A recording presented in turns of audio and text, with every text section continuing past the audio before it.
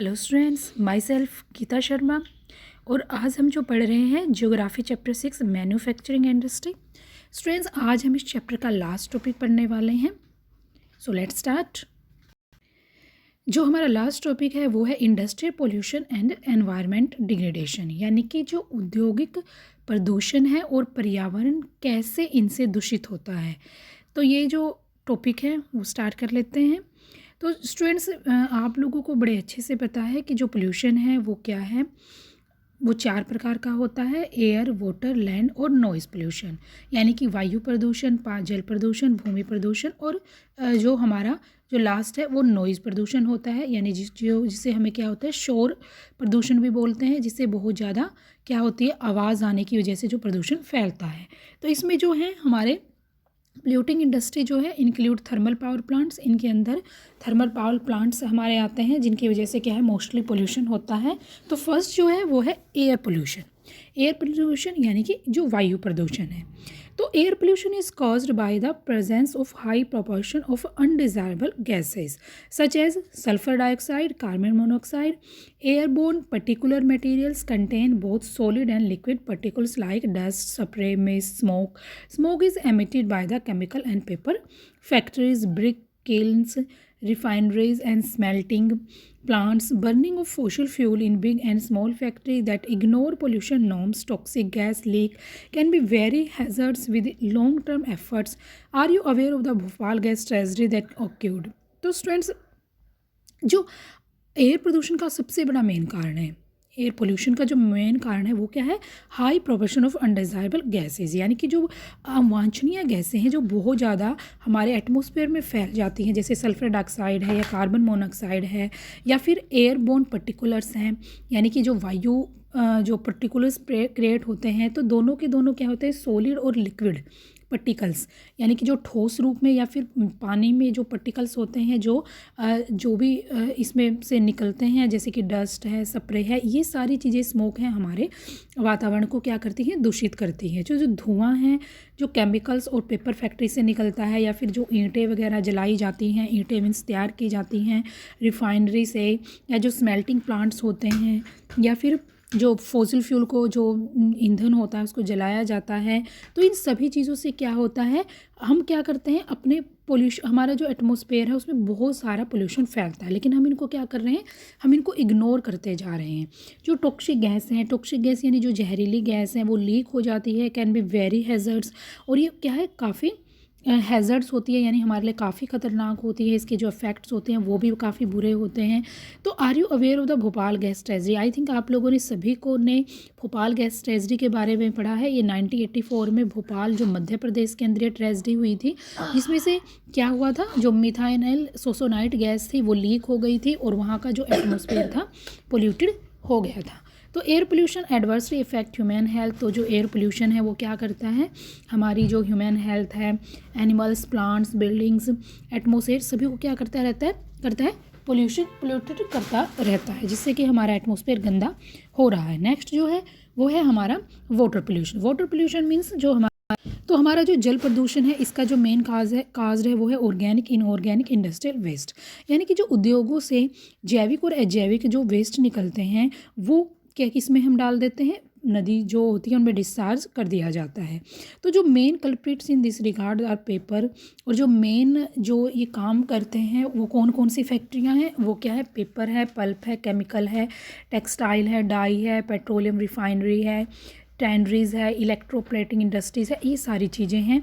और जो detergents, acids, detergents हैं, एसिड जो बनाए जाते हैं, नमक बनाया जाता है, हैवी मेटल जैसे कि लीड है, मरकरी है, जो पेस्टिसाइड्स बनाए जाते हैं, फर्टिलाइजर्स जो बनाए जाते हैं, सिंथेटिक केमिकल्स जो तैयार किए जाते हैं, प्लास्टिक है, रबड़ है, तो ये सारी की सारी जो इंडस्ट्री लगी हुई हैं, इनसे निकलने वाला जो भी गंदा मटेरियल होता है उसमें क्या, उसको किस में डाल दिया जाता है, पानी में, जिससे क्या होता है, हमारा जो पानी है पोल्यूटेड होता जा रहा है। Fly ash, phosphogypsum, iron steel slags, major solid waste in India. तो बहुत सारी जो इंडस्ट्री होती हैं जो लगी हुई हैं हमारे देश में, उनसे जो भी स्लैग्स निकलता है, जो भी वेस्ट मटेरियल निकलता है, वो क्या है, पानी में छोड़ दिया जाता है, जिससे हमारी नदियों का, लेक्स वगैरह का जो पानी है पोल्यूटेड हो रहा है।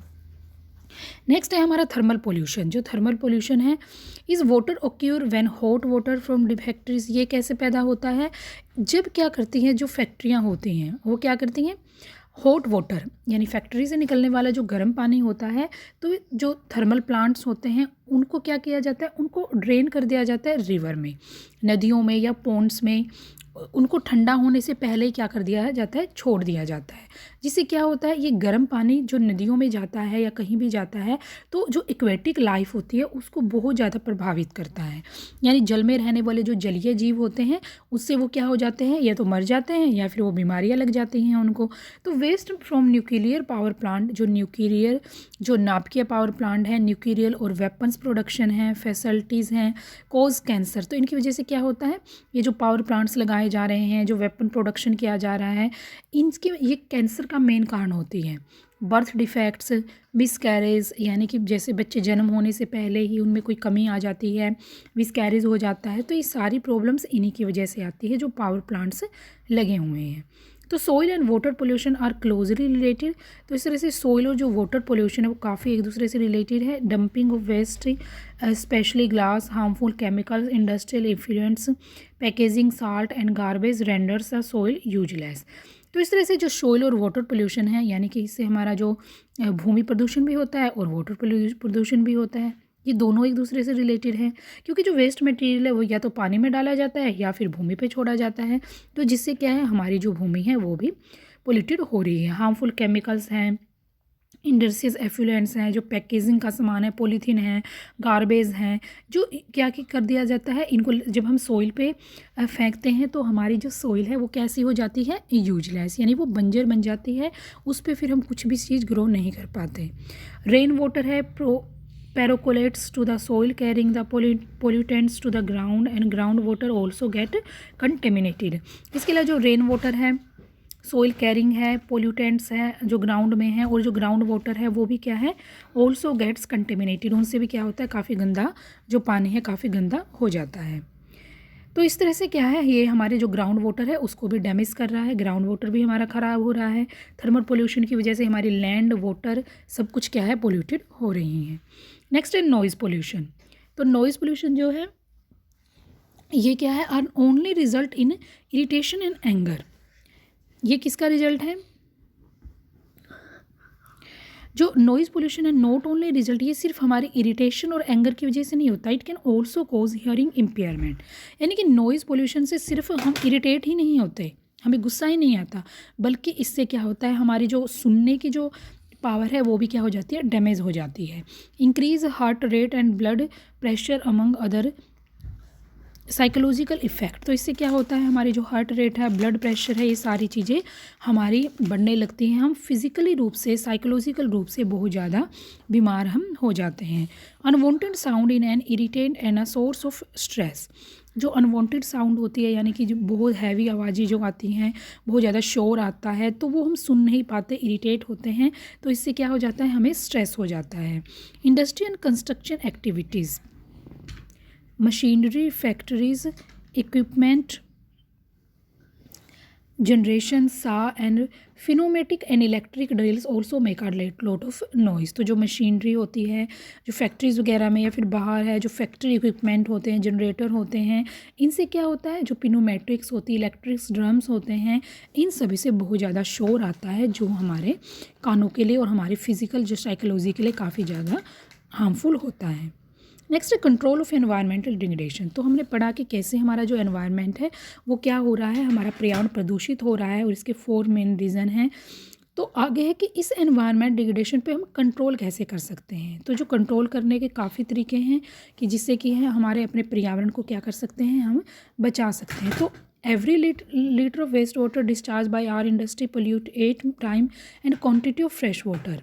तो जो 1 लीटर वेस्ट वाटर जो पानी में डिस्चार्ज किया जाता है, उसे आर इंडस्ट्री पोल्यूट जो करती है वो 8 टाइम्स, यानी कि बहुत ज़्यादा पानी जो है हमारा गंदा हो जाता है। जो फ्रेश वाटर है वो बहुत ज़्यादा, यानी कि सिर्फ 1 लीटर से ही हमारा जो पीने का पानी है वो बहुत ज़्यादा गंदा हो जाता है। तो how can the industrial pollution, तो हम किस तरह से इसको रिड्यूस कर सकते हैं, कैसे बचा जा सकता है। तो कुछ सजेशन दिए गए हैं, जिनमें से फर्स्ट है minimising use water for processing by reusing and recycling it in 2 और मोर सक्सेसिव स्टेज। तो सबसे पहले तो हमें पानी को क्या करना चाहिए, कम से कम यूज़ करें, और उसको ना रीयूजिंग और रिसाइकल, यानी कि जो भी पानी हम यूज़ करते हैं उसको हम क्या है 2 या 3 बार हमें उस पानी को यूज़ कर लेना चाहिए। जैसे कि अगर हम पानी से क्या कर रहे हैं, हमने किचन का काम किया है तो उससे हम कपड़े धो लें या फिर उससे घर की सफाई कर लें। तो इस तरह से हम 2-3 बार पानी को यूज़ कर लें। हार्वेस्टिंग टू रेन वाटर, जो बारिश का पानी होता है उसको हम क्या करें, सेव करें। इसके अलावा जो हॉट वाटर होता है, before releasing them in river, treating hot water है, जो गर्म पानी है जो हम नदी वगैरह में छोड़ देते हैं, पॉन्ड्स वगैरह में छोड़ते हैं, तो उसको हमें नहीं छोड़ना चाहिए। या तो पहले हम उसको क्या कर लें, उसको हमने क्या करना चाहिए, फिल्टर कर लेना चाहिए और पानी को ठंडा करना चाहिए। यानी कि गर्म पानी को हमने या दूषित पानी को हमने पानी में रिवर वगैरह में नहीं डालना चाहिए। तो इसके भी 3 फेज़ बताए हैं कि primary treatment mechanical means the involve screening, grinding, flocculations and sedimentation, यानी कि पानी को क्या करें, हम स्क्रीन करें, ग्राइंडिंग करें, यानी कि कोई भी जो मटेरियल होता है जो उसको क्या कर सकते हैं, छोटे छोटे पीस में, टुकड़ों में डिवाइड कर लें, पहले उसको छान लें, पानी से उसे बाहर निकाल लें। और सेकेंडरी ट्रीटमेंट बायोलॉजिकल प्रोसेस होती है, बायोलॉजिकल प्रोसेस को हम फॉलो कर सकते हैं।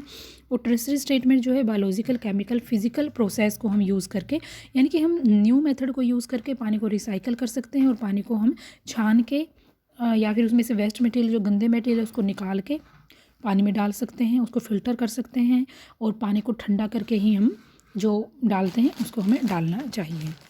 तो over drawing of ground water reserve by industry where there is a threat to ground water, resources also need to be regularly legally. तो इस तरह से हम क्या देखते हैं कि जो हमारा ग्राउंड वाटर है वो भी क्या हो रहा है, जो इंडस्ट्रीज़ वगैरह है उसको भी गंदे करते जा रहे हैं धीरे धीरे। हमें मीन्स ये एक हमारे लिए बड़ा ही हानिकारक हो चुका है कि जो हमारा पानी है वो गंदा होता जा रहा है।